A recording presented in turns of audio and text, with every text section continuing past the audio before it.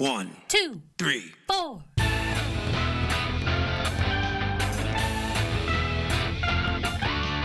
Monster movie. Fun time, go! Monster movie. Fun time, go. Monster. Movie. Fun time. Go! Monster movie. Fun time, go. With Precious D and Honeybee. Fun time, go! Hello, everybody, and welcome to Monster Movie Fun Time Go. I am your host, Honeybee. And I am also your host, Precious D. And today we are talking about Mothra. Mothra. Mothra! Oh man, I am always excited for our Japanese movies. They always Yes. prove to be so good every time. I really liked this movie. Mothra. Mothra. Yes. This is the Mothra from 1961 in color. Yeah. The Japanese version is 101 minutes. The US version, 88 minutes. The Japanese version does not seem to be readily available, but it's, as far as I can tell, basically the same movie, just with some edits. It's not like Godzilla where anything major's been done. There's no American main character inserted or anything like that. Varan also had major changes. Soon we'll be getting to King Kong versus Godzilla, and the two versions of that are quite different. Holy But shit. Mothra was just trimmed a little bit for the American release. I'm so It's excited. directed by Ishiro Honda. Same Yeah, guy's been baby. directing all of these Godzilla movies. Yeah, baby. Stars Frankie Saki, Koyoko Kagawa. Sorry, I can't read my own writing again. Hiroshi Kozumi plays Chujo, who we have seen previously as Sochi in Godzilla Raids Again. And we will see him in more Godzilla and Godzilla-related movies all the way up to 2003, Wow. where he will play Dr. Chujo again. Oh. Akihiko Harata is in it in a small part, playing some doctor. Some doctor. Honeybee, do you remember Akihiko Harata? I don't know. I guess not. Because I ask you every time. He was Serizawa in Godzilla and Ryoshi in The Mysterians. Hell yeah. And he will also appear in many more of these movies. Takashi Shimura plays the newspaper editor, and he was Dr. Yamane in Godzilla and Godzilla Raids Again. And Kenji Sahara, who was the main guy in Rodan, appears briefly as the helicopter pilot, but we will see him again in many more of these movies. The budget was 200 million yen. I don't have a box office figure. The featured monster is Mothra. Mothra. Not sure how big Mothra is. And the death count is 202, according to Kill Count's wiki. Oh, I thought there was a part in the movie, though, where he says, like, thousands have been killed. He may have, I don't remember. Or I think they say thousands could be killed or might be killed. Oh, okay. Or maybe they say thousands are killed. I don't know. I have it written down somewhere. We'll get there. Kill Count seemed to think that 172 civilians are killed.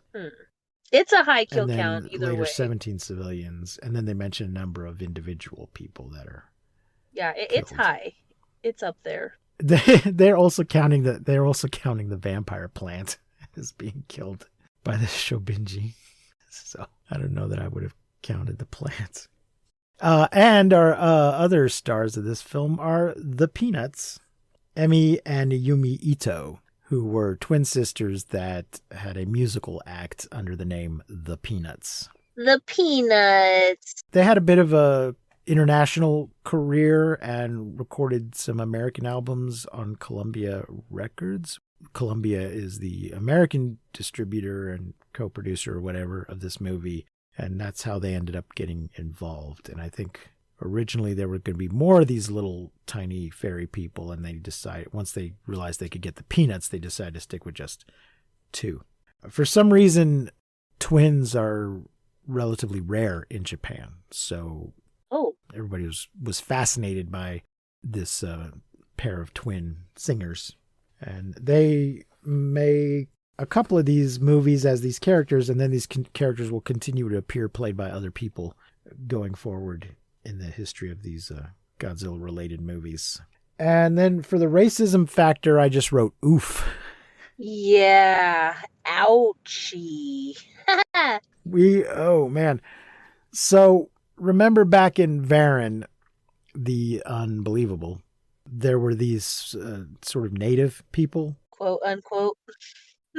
I looked into it a little more since we watched that movie. These are the Ainu people, who are an ethnicity in Japan. They're kind of a little bit like the Aboriginal people in New Zealand or Australia, in that they lived in those islands before what we think of as Japanese people moved into those islands. Okay. So they are sort of an ethnic minority in that area of the world who have a distinct culture that from the mainstream Japanese culture. Sure.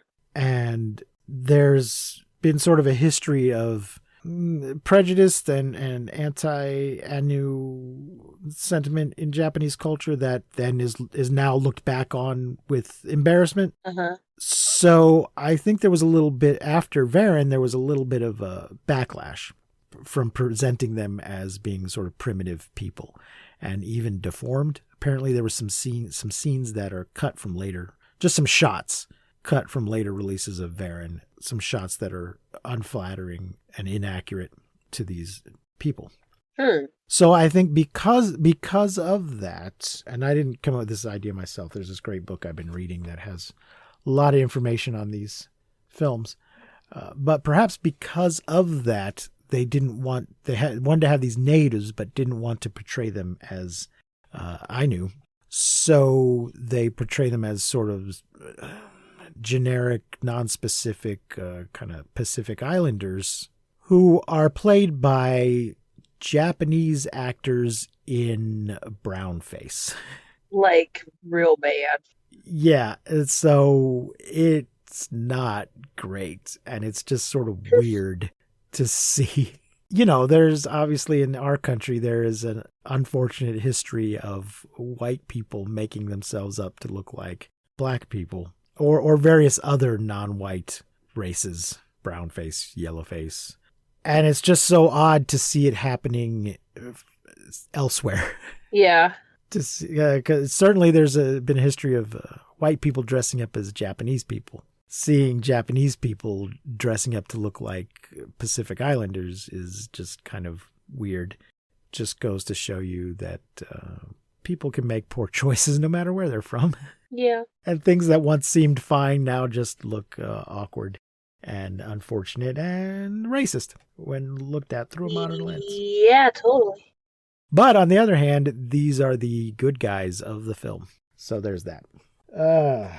I wrote like, oh no, the natives question mark. And I was like, are these natives in blackface? Because it was very, like obviously. In King Kong versus Godzilla, there will be some blackface. There'll be some Japanese made up as some sort of African type people in that movie. So we have that to look forward to. Yeah. I also, something that was weird, I couldn't figure out if the natives were like normal size or if they were the size of the like little peanuts, because I felt like they kept going back and forth. Like sometimes they would be big, but then sometimes they would look tiny. And I was like, so are the natives like these little fairy people, or are they like what? I was like confused about that also. Just the two of them. Yeah. Are miniature people. And it is never really explained why. Yeah. They just are. They just are. The rest of them are normal size, normal human size. In the movie, they just call them the girls most of the time. Mm-hmm. But they also call them the fairies because they make them get into a show called the Fairy Show. But they are referred to as the Shobinji, which means small beauties. Which apparently is a phrase the writer coined. But I think in some later films they're also called the Cosmos. So yeah, it's not explained why there's these two miniature twins amongst a normal population. But they seem to have, they're special and they have special powers. Yeah. I will say, though, I was excited this week because last week we did Conga, and I really wanted Conga to be a lady monster. And it was disappointing that Conga was a boy. So I was excited this week that Mothra is a lady, right? Is Mothra a lady? She is. They refer to Mothra as she, yes. Okay, I thought so. Mothra uses she pronouns. Yay! So I know we've had like the gigantic woman, the 50-foot woman or whatever. But she wasn't the monster of that movie, and we all fucking know it. And so I feel like, we're getting a little lady monster action, and I'm excited about that. Yeah. So let's get into it. We open, well, there's credits, and there's over top of some stone with some kind of runes or carved into it that are not Japanese runes. They're probably just made up stuff. It's the language of the people on Infant Island, as we'll find out. But once the movie starts, we open on some sort of a weather headquarters sending or receiving reports of a big typhoon, and then a ship at sea in the typhoon.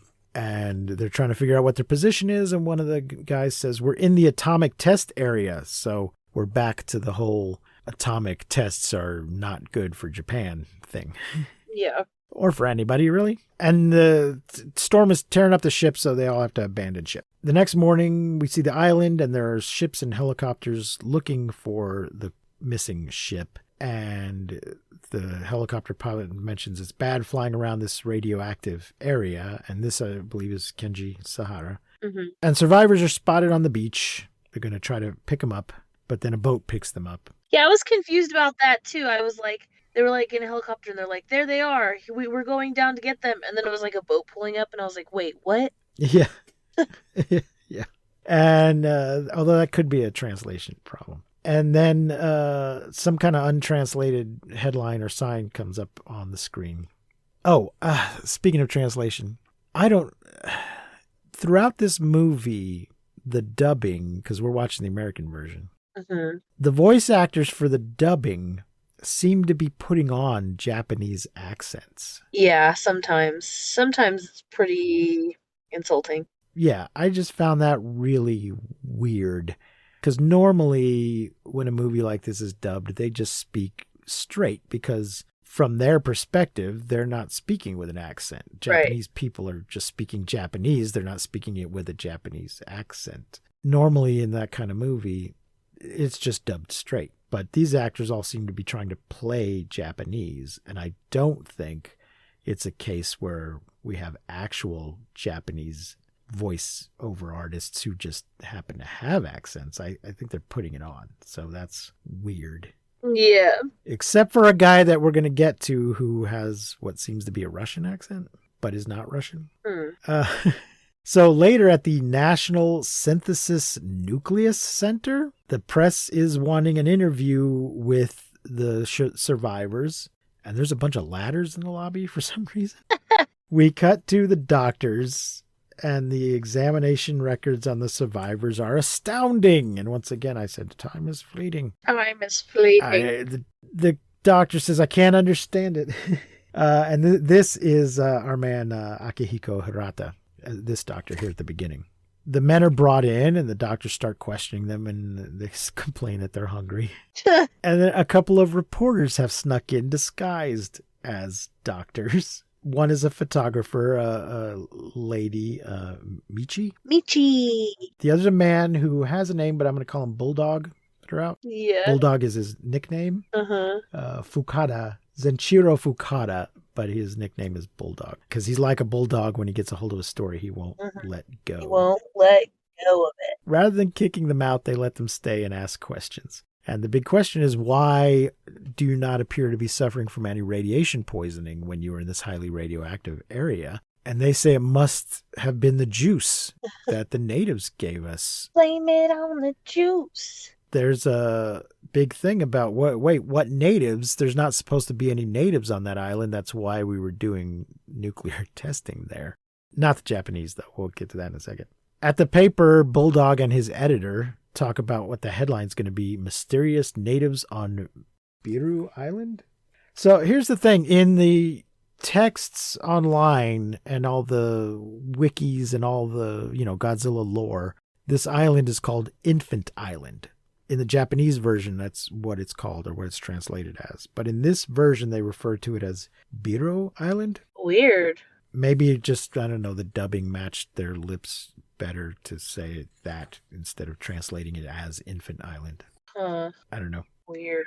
And they want to get a quote from the ambassador, the Rolisican ambassador. So in this movie, they have made up this country, Rolisica, which is a sort of a mashup of America and Russia, because those were the two countries with the nuclear weapons and the nuclear testing. So for some reason, they didn't want to either call out America or Russia in the movie.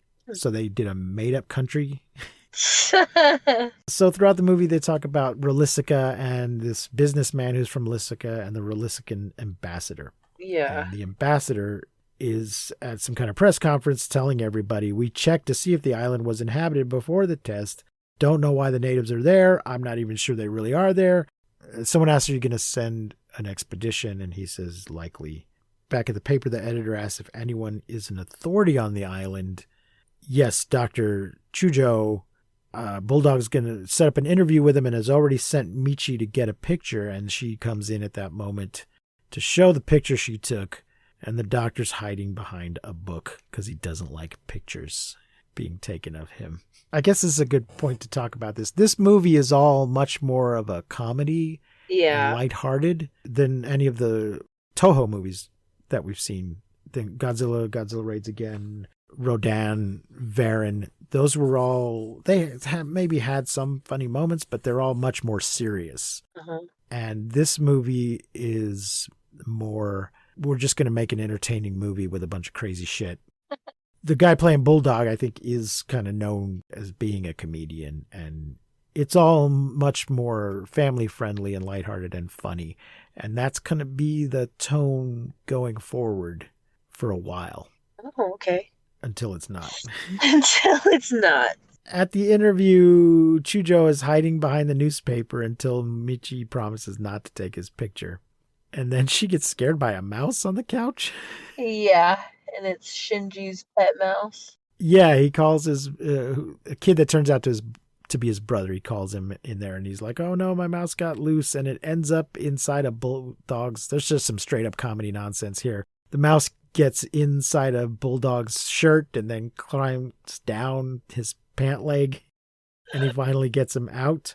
And then they continue their interview. But this introduces the kid, who, he's another, what do you call him? Panchito. Oh, yeah, I was going to say Juanito, but yeah, Panchito. Yeah. Juanito. He's the Panchito of this movie. Yeah. They ask him if he's going to go on this expedition, and he says he is. And then Michi uses her spy camera that is disguised as a functional cigarette lighter to take a picture of him while he's not looking. There's some speculation about the Polynesian islands used to all be connected together like some kind of ancient Atlantis that really has nothing to do with anything. They just kind of throw that out there. Yeah. To let us know what kind of movie this is, I guess. Yeah. And then the expedition members are arriving at the airport, and the reporters are there. And this guy, Nelson. Is this the Russian accent? Yes. The Rolisican ambassador is being played by a white guy, an American or a European. I don't know who the actor is, but Nelson is a Rolisican businessman who is heading up this expedition.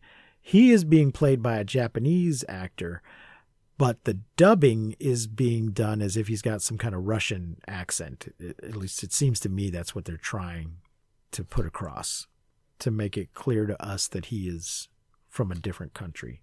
I don't know. And Michi and Bulldog talk about, they're there, but they're not really participating in the press conference.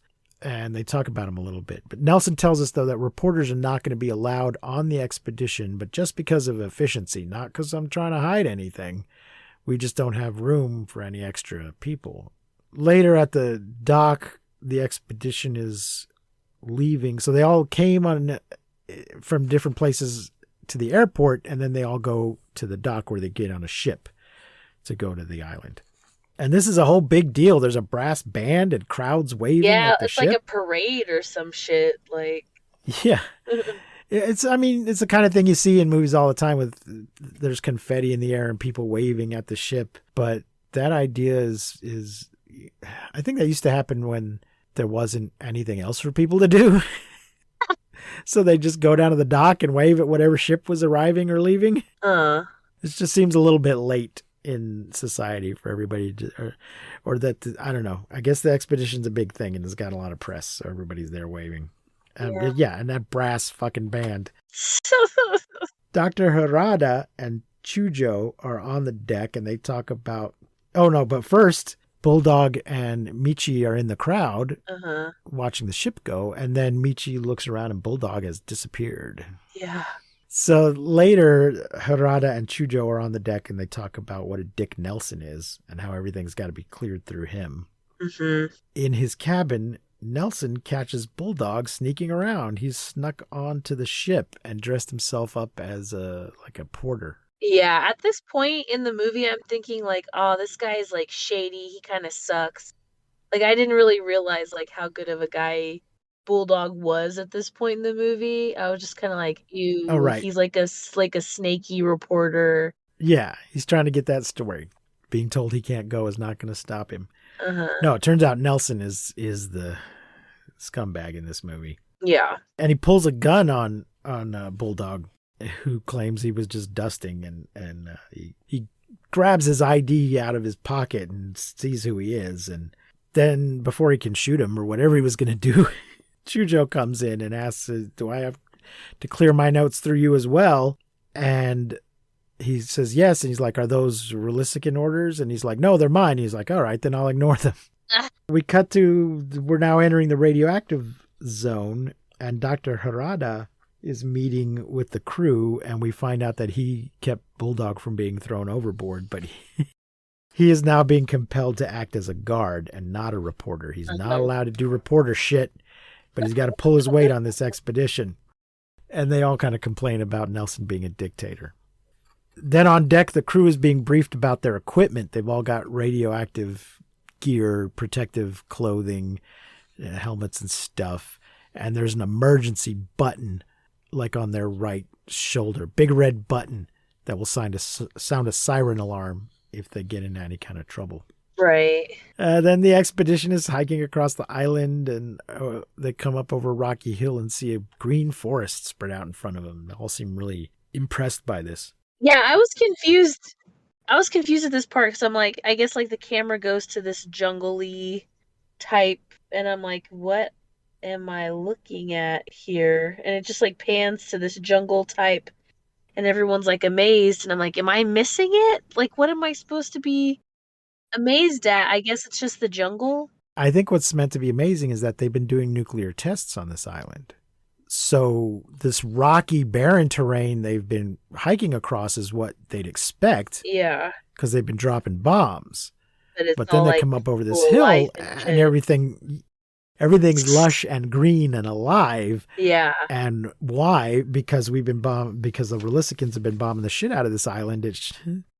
Nobody says this explicitly, though. I think we're just meant to understand. Yeah. Oh, it shouldn't look like this. So then later they're setting up equipment, and Bulldog's following Nelson around, but claims he's just that he's just lost and he's looking for Chujo, which maybe he is because Chujo's off by himself and gets attacked. He finds these giant plants that he thinks are mutations of molds, and maybe the juice, the anti-radioactive juice, came from these. Then, which ends up in the end not being that important. They don't bring back a lot of this juice to treat people with. They don't talk about these plants. Why is it all green here? There must be some thing about this island that makes that makes everything here resistant to radiation. They don't really address any of this stuff. Yeah. It's just weird. But then Bulldog finds Dr. Harada and tells him that Chujo is lost. And we see these plants grab Chujo, and his alarm goes off. And it sounds like someone is making a balloon animal.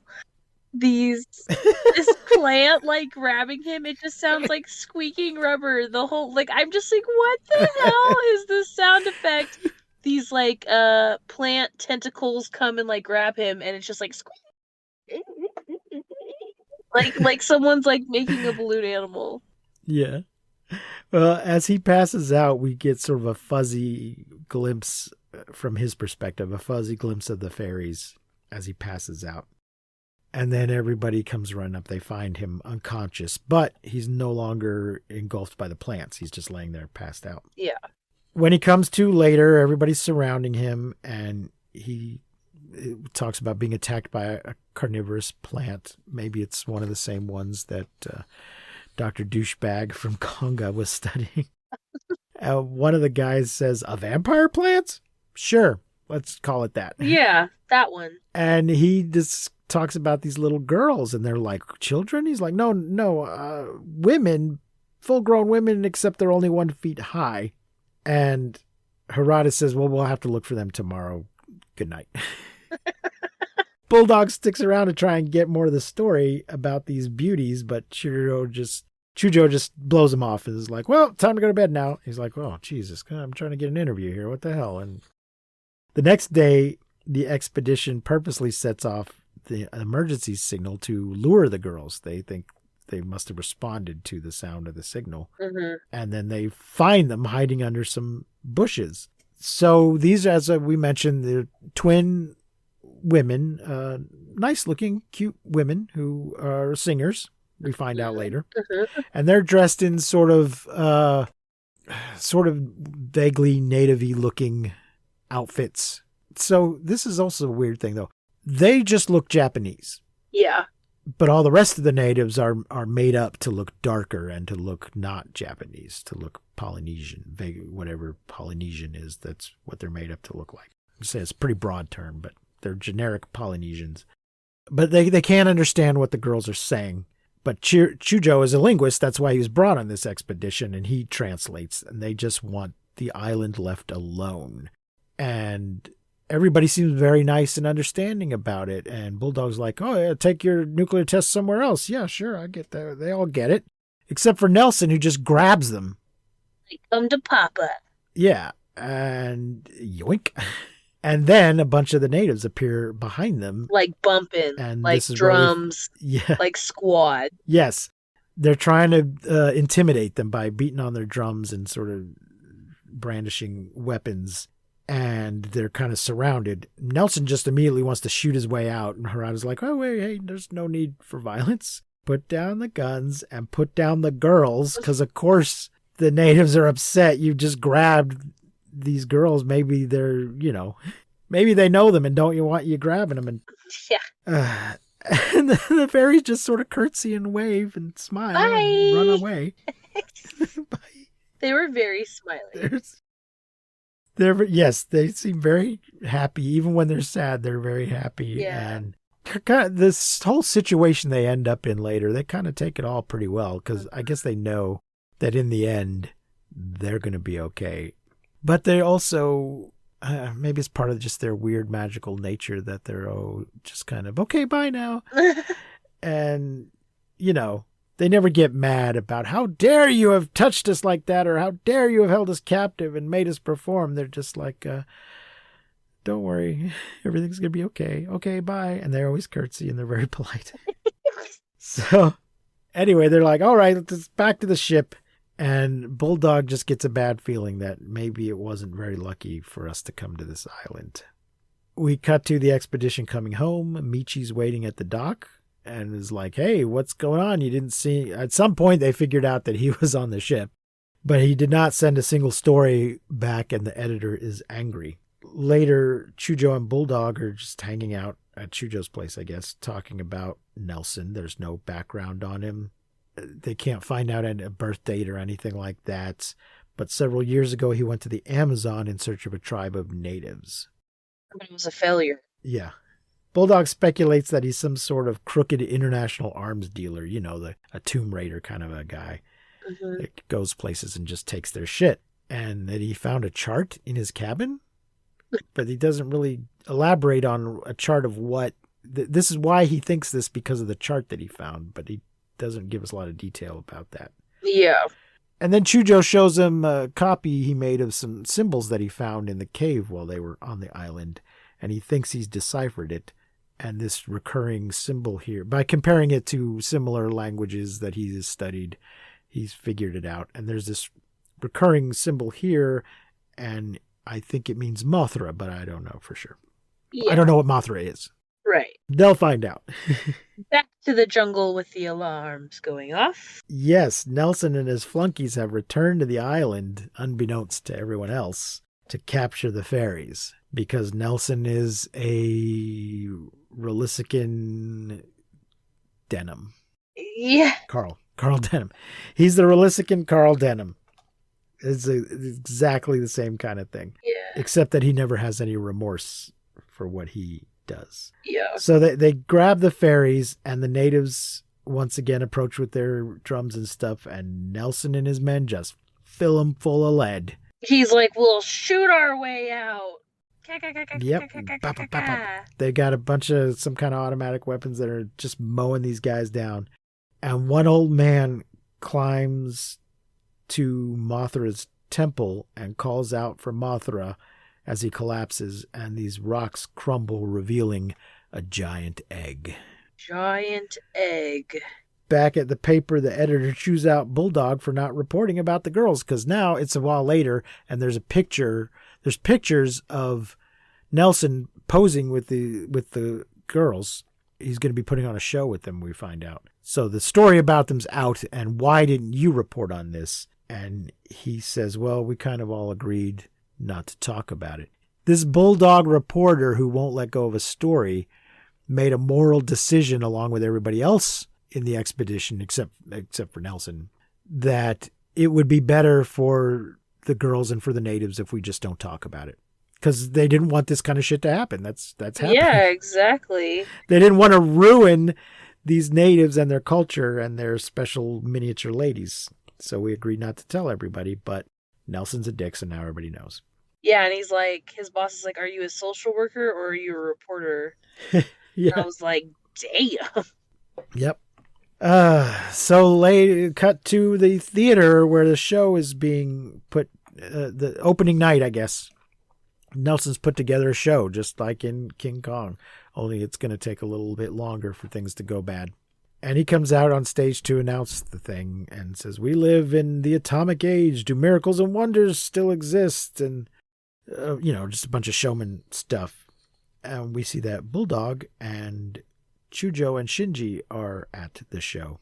And here we find out that Chujo is Shinji's brother. This was not clearly stated before whether he was his father or his uncle or what. He's his brother. The show starts, and like way up above the balcony, a little door opens, and this sort of fairy tale Cinderella kind of carriage but without any horses floats down, and it's not clear if it's meant to be coming down on a wire or if we're supposed to believe it's actually flying. Yeah, I was confused. But maybe we are supposed to believe it's flying because the crowd seems very impressed by this. Yeah. And very excited. And the two little ladies. It lands, and he opens the door, and the ladies step out, and they sing the Mothra song. Mothra, Mothra, 동강 가사쿠야, 인도무, 루스터 윌라도, 함바 무양, 난다 방우라단, 돈주 칸라, 가사쿠야.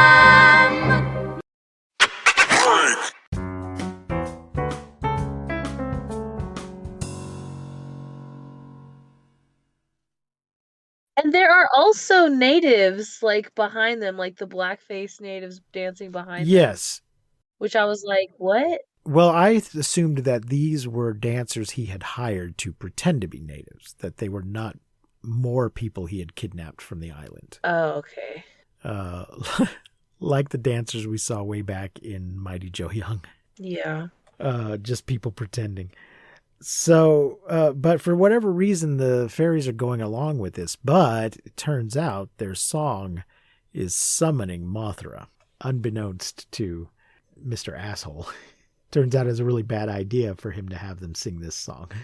And the song essentially means Mothra, O Mothra, with the power of your ancestors, grant the prayer of your followers, arise and show your power. And variations of this song appear in later movies. The little beauties are frequently singing this song or some version of it, or a new version. They have a couple other songs that they sing throughout the movies. And at some point, somebody writes a new version of the Mothra song. Chujo recognizes the melody from the island. Yes, I wrote, Chujo and Bulldog talk during the show. How rude. Chujo tells him that the Rosilicans, whatever they're called, weren't enthusiastic about the expedition. They only agreed because Nelson paid for it. And then we cut to Infant Island, where the natives are also singing and dancing and performing some sort of ceremony in front of the egg. And this presented as if this is happening simultaneously, as if there's some sort of direct psychic connection between the fairies and the people that are still on the island. After the show, the girls are singing in their cage, and Michi tries to get... Nelson keeps them in a dressing room backstage, locked up in a cage. Michi tries to get an interview, and Nelson's men manhandle her, and then Chujo and Bulldog come in and yell at Nelson for exploiting and enslaving the girls. And what I want to know is, why have the authorities not gotten involved?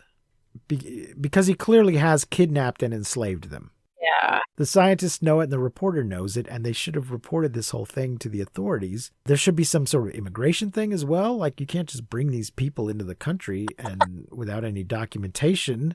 At some point, the authorities should have intervened and said, and somebody should have said, are you here willingly? And where are you from? And, it shouldn't be up to just some reporter and some linguist to deal with this situation. Yeah. And then whenever the Bulldog guy tries to stand up and say something sort of like this, he's like, well, you saw the girls singing. They were enjoying themselves. They like it. They like and he's like, this is slavery. You can't do that. Yep.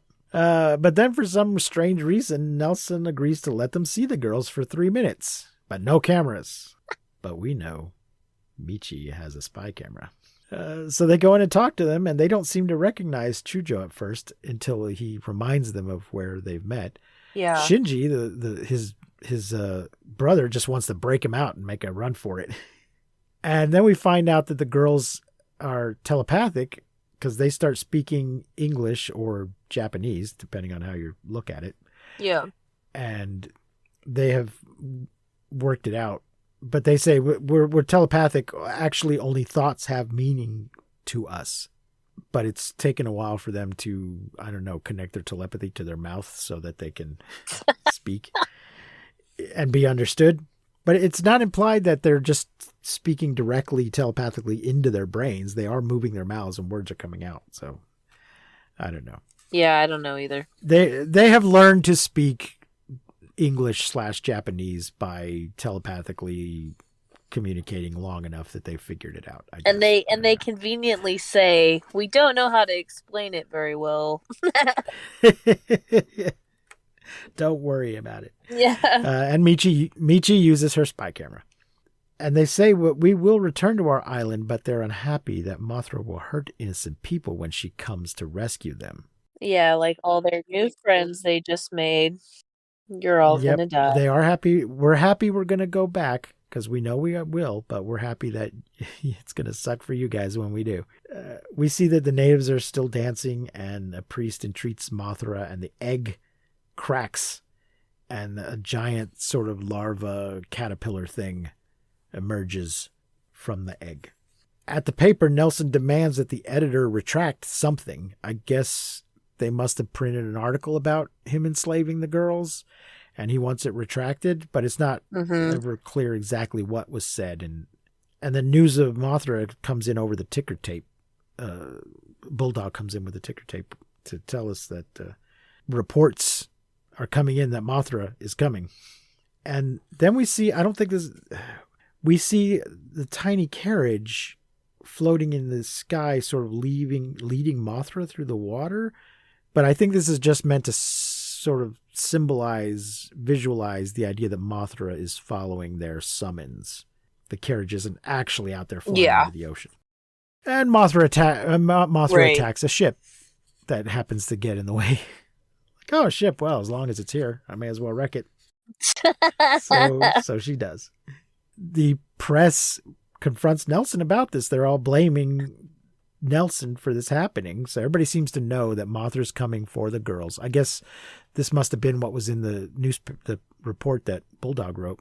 And they're all blaming him. And Nakamura is the name of one of Nelson's henchmen, his main sidekick guy. And he says, it's got nothing to do with us. And Nelson's like, you got no proof. And Nakamura says, we've done nothing wrong. Yeah, you have. You kidnapped and enslaved a couple of young ladies. And we'll complain to the embassy. And what I want to know is, why did Nelson bring the girls to Japan? Why didn't he just take them to Rolisica?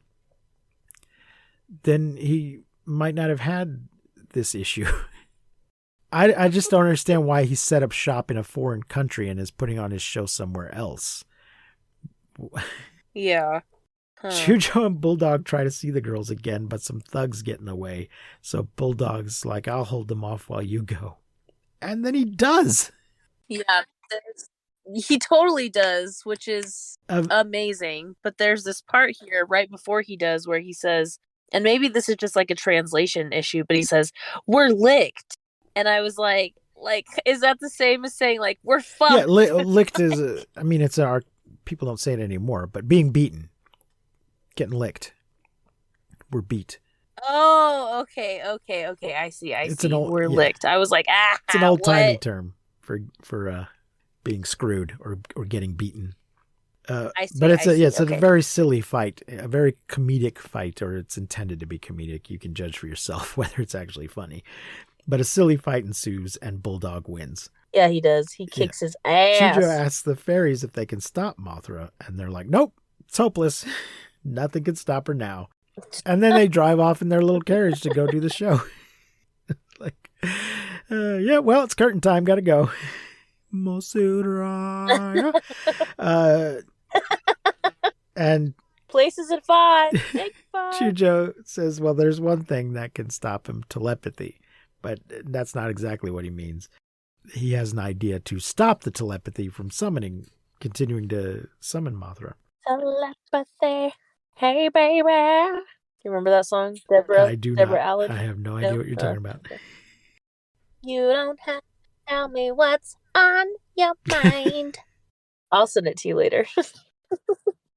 They're conferring now with Dr. Harada, who has a substance that can block radio waves and should be able to block telepathy if they make a box out of it and put the girls in the box. So basically a Faraday cage for telepathy. A plane spots Mothra and the military does some quick map work. Yay! It's headed for Tokyo. Yay!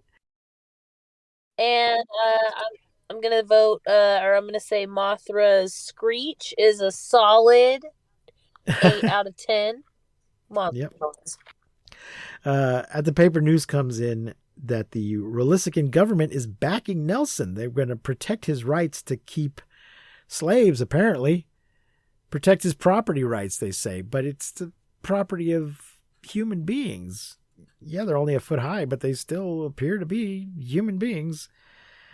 Planes attack Mothra. They drop, I thought they were depth charges at first, but they appear to be barrels that were dropping something so that these missiles could then set the surface of the ocean on fire, which they do, but it doesn't seem to bother Mothra at all. She just plows right through it. Yeah, Mothra's a little bit of a badass. She can swim. She can go through fire. It does mean that some poor actor inside of that suit in the water had to flop through the burning oil. Some of these guys occasionally got hurt making these movies. Yeah, I believe especially it. sometimes in the suits when they're shooting missiles at some of these suits.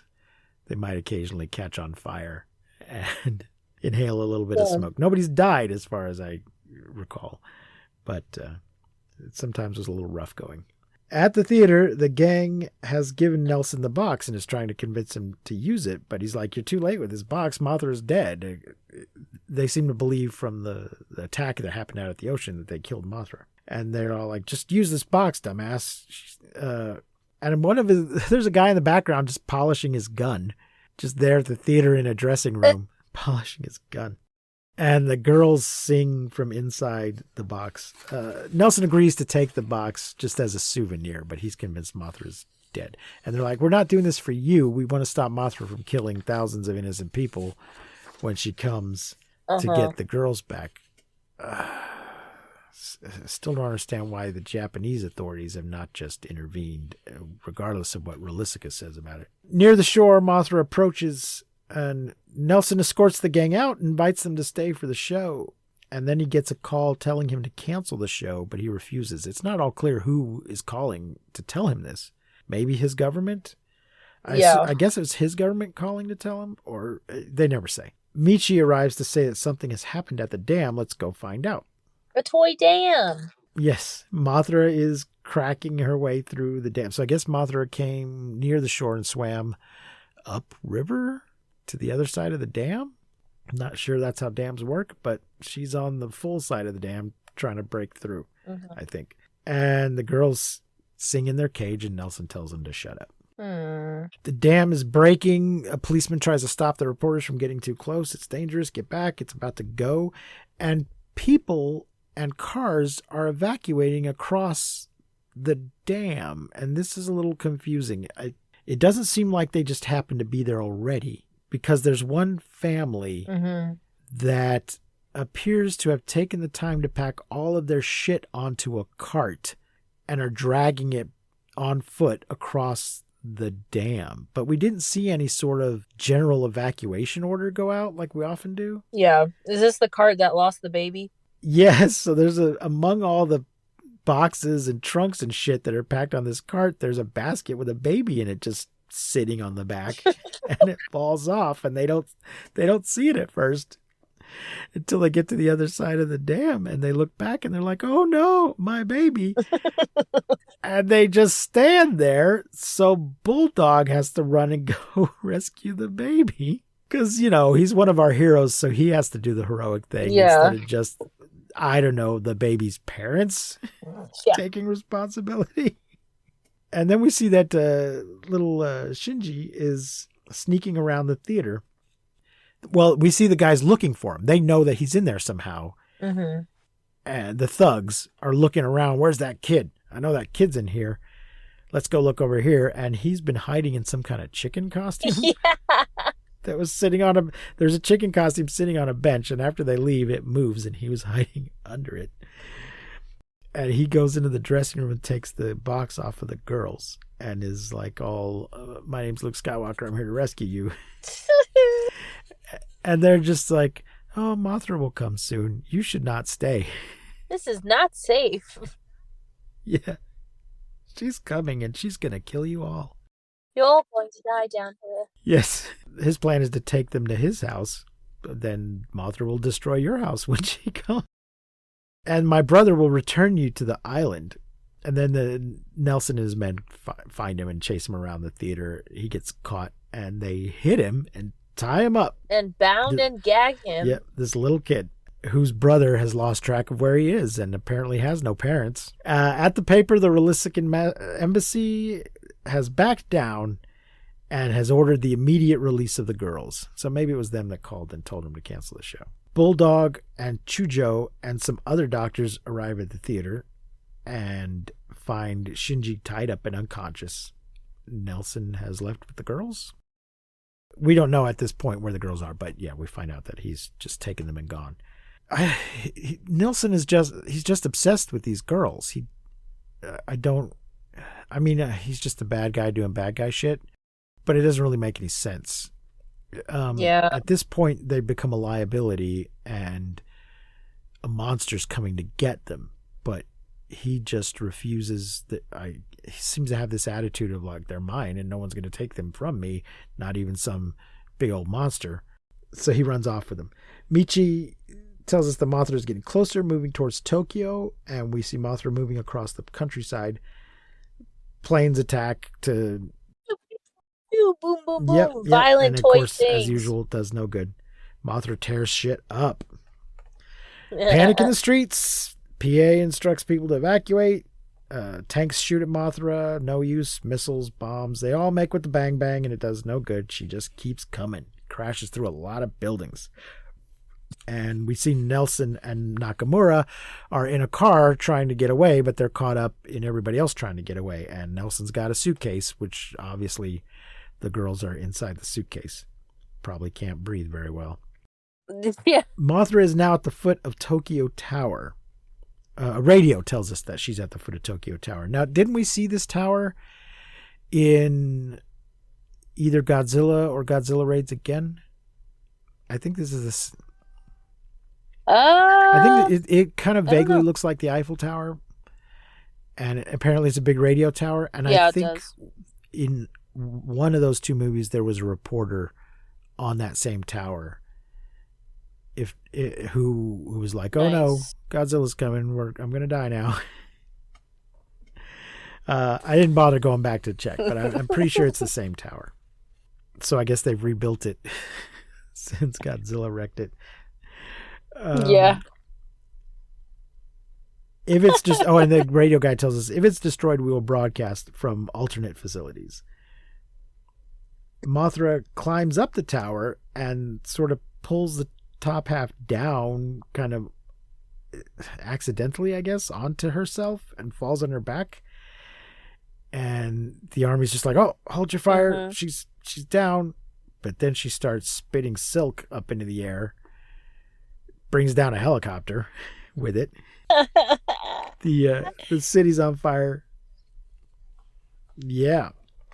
There's fire. The city's on fire. Fire trucks running around. The tank guys report that the monster's spinning a cocoon. The army says, we have time to find and release the girls, but we don't know where he is. He's trying to board a plane to Relistica with the girls in a suitcase. Oh, we see that he's trying to board a plane with the girls. Michi mentions that a special jet is leaving for Relistica tonight, and they all just kind of sit there and think about it for a minute. But before they're like, that and then must be where he's. Bulldog's like, "Wait, has the plane left yet?" Like, then it occurs to them, "Wait, maybe we could stop them." But they don't. They don't run to the airport. Also, it felt weird to me that now that Mothra is building the cocoon, everyone like kind of stops what they're doing. It feels like, isn't this like maybe the most vulnerable that the Mothra is going to be? Shouldn't we be attacking now? But no, everyone's just like, "Oh, it's building a cocoon. Let's just sit here and fucking figure it out. We'll like, just time watch out. it and like maybe have a beer." Cocoon time. No fair attacking while she's making a cocoon. Yeah, well, how about some flamethrowers set that cocoon on fire? Yeah. But yeah, they don't rush to the airport or get there just as the plane's leaving or anything like that. They just think about it, but then don't fall. Maybe that's part that was cut from the Japanese version. Maybe there was something about that they trimmed for the American version, and that's why it doesn't seem to make sense. Then we cut to some military HQ where the Relisican ambassador offers any weapons to help. We've got an atomic heat gun. You want that? And I said, how about you just force your shitty citizens to give up their slaves? Maybe that would help. Yeah, it's a good start. In the morning, the reporters did not stop the plane.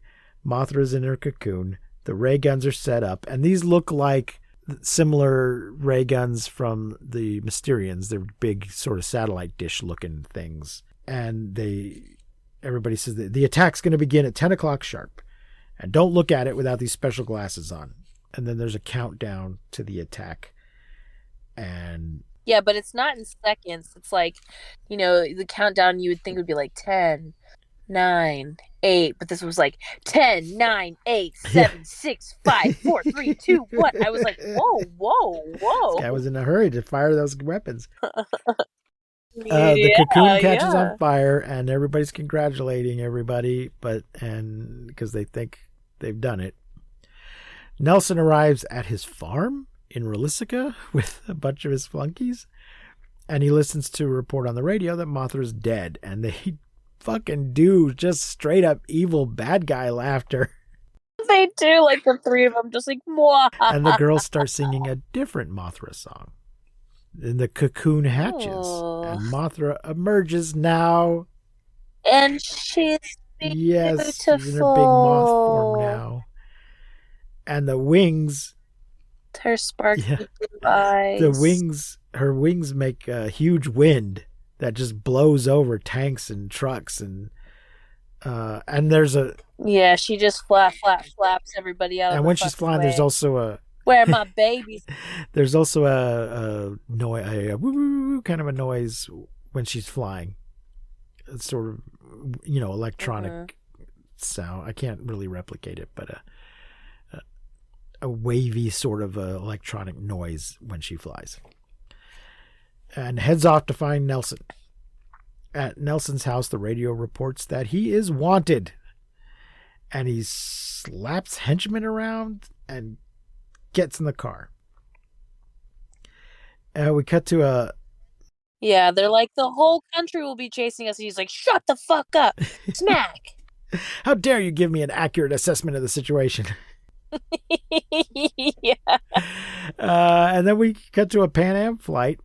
The reporters are on a plane heading to Rolisica, I guess. And Shinju shows up. And hey, I'm here too. The Rolisican embassy sent me to negotiate for the girls. I don't know why they could just send this Japanese linguist. This is definitely some philo going on here. This linguist and these two reporters are running around everywhere and being sent places that they don't really have any business, and are taking full responsibility for fixing this situation when really it should be somebody else's problem. But when you live in a tiny toy town, who makes the rules? Who makes the rules? There's an announcement on the plane that Mothra has attacked Newkirk City. So I guess that's the Rolisican equivalent of New York City. I don't know where Old Kirk City is. Old York is in England, but I don't know where Kirk is. Where Old Kirk is. We cut to Newkirk and anti-aircraft guns shoot at Mothra. Nelson's trying to get away, and here I wrote, why is he so obsessed with keeping the girls? Just set the case down and walk away, and Mothra will come get them, and you'll be fine. On the street, people recognize Nelson because he's wanted now, and everybody knows this is his fault, and they stop him. And he gets out of the car and just starts shooting. Yeah, he has some weird PTSD blackface moment. Oh, yes.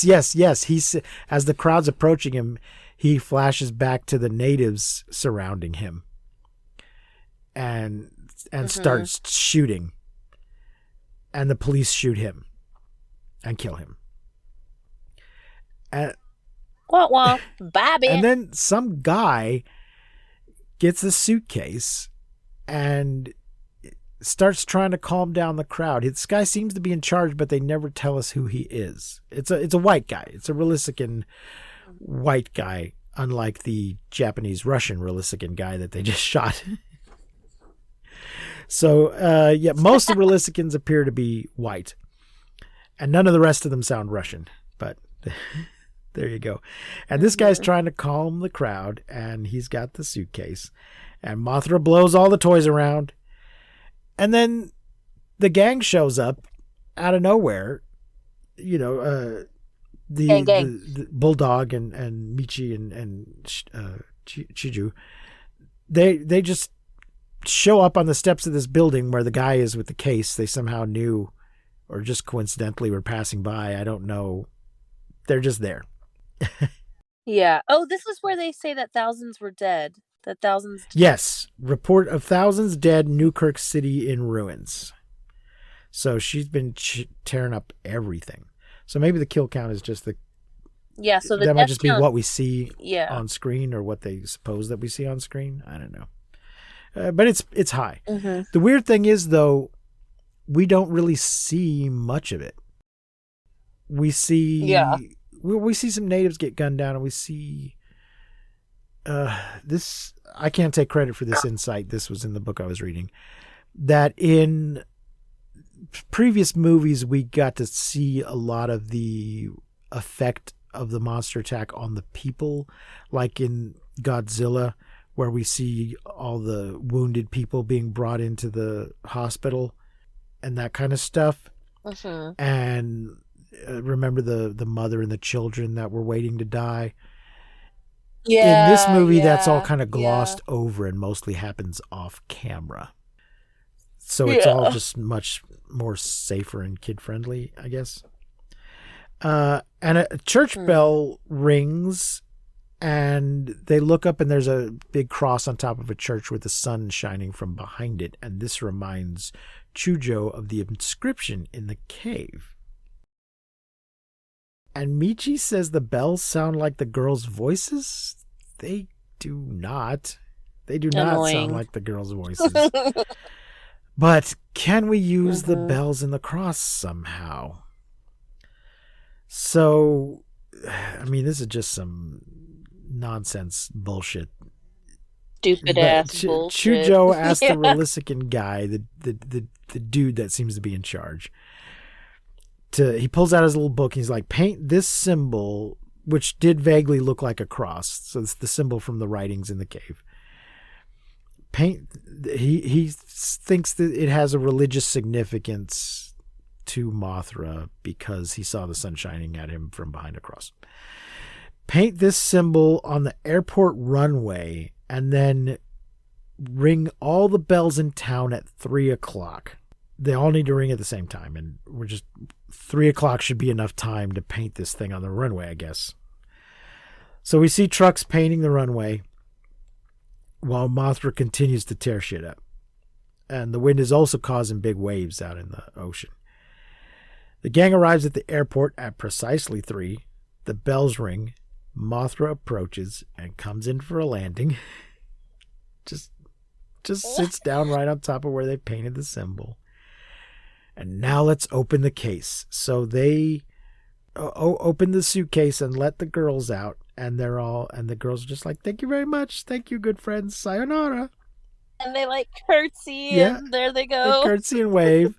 And even though it's dubbed, everybody says sayonara, even though they haven't been speaking Japanese.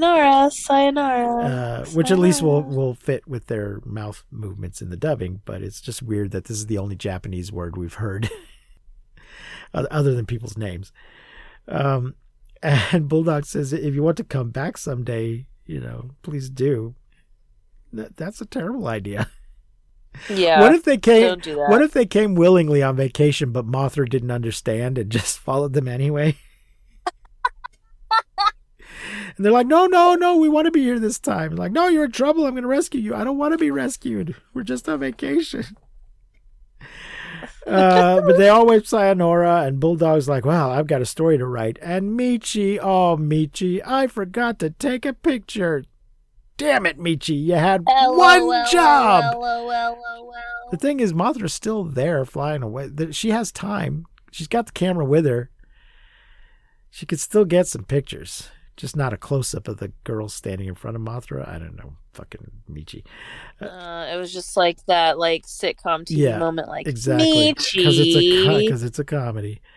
Back on the island, the girls and the tribe sing. And a rock with the symbols carved in it rises up and I guess is meant to be sealing Mothra back in, but we don't actually see Mothra going, back behind the altar or the temple or whatever. But I think that's the idea they're trying to get across, that Mothra is going to go back to sleep for now or whatever, crawl back into her egg. I don't know what she's going to do. I think almost every time we see Mothra... I think when we see Mothra in the future, she often has to start back out in her larva form and cocoon again. I'm pretty sure there's some movies where we get multiple Mothras, where there's a Mothra, but then there's some eggs. The current Mothra has laid some eggs. We'll find out as we go. We will find out. So what's next week? Oh, wait. How many stars? I'm gonna give it 4. I like it. I mean, there's a bunch of silly nonsense, but it's fun. The girls are pretty and sing nice. Mothra is a different kind of a kaiju. I read that the Bandai, the company that tends to make the toys, at one point just quit making the Mothra because kids didn't seem to understand that she was a monster. They weren't selling well because, I mean, it looks like a toy butterfly, not like a monster like the other ones. Yeah. Like the other ones do.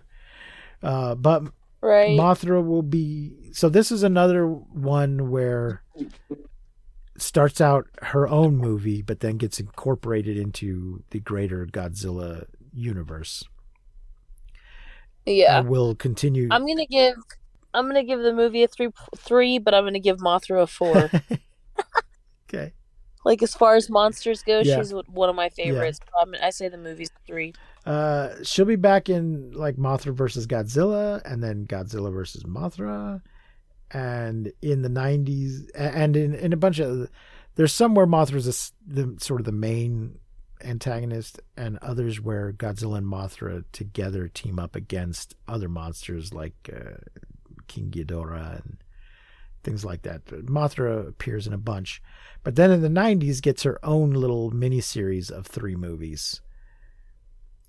Hell yeah. Rebirth of Mothra, and then the cleverly titled Rebirth of Mothra 2 and Rebirth of Mothra 3. And she will continue to appear right up to the current movies. Mothra was in Kong versus Godzilla. So hell yeah. There we go. So yeah, we like.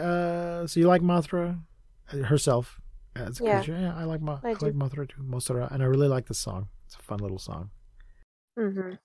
Next week is Reptilicus. Reptilicus, which sounds is... like a book in the Bible. Today's reading comes from the book of Reptilicus, chapter 1, verses 7 through 14.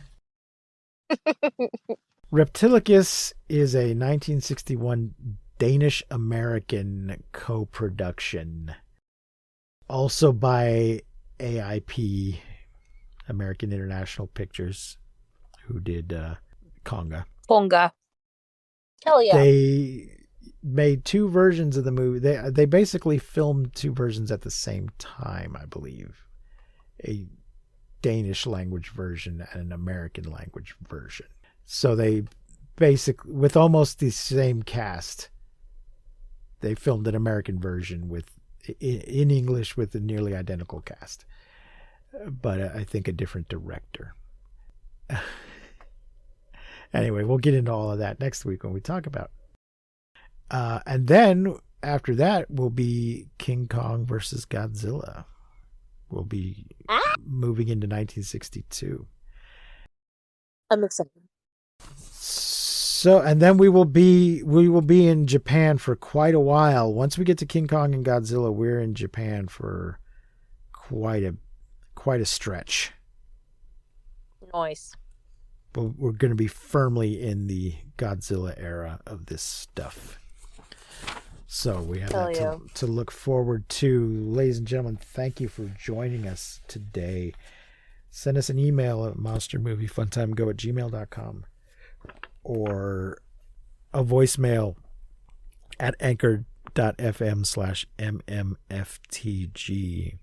Until next week, remember to keep calm and seek shelter in basements. And don't misuse science. We will not see you, but you will hear us next time on Monster Movie Fun Time Go.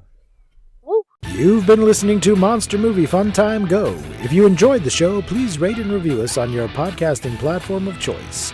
Our theme song is by the Texicano Folk Rock Punk featuring Lita Lopez.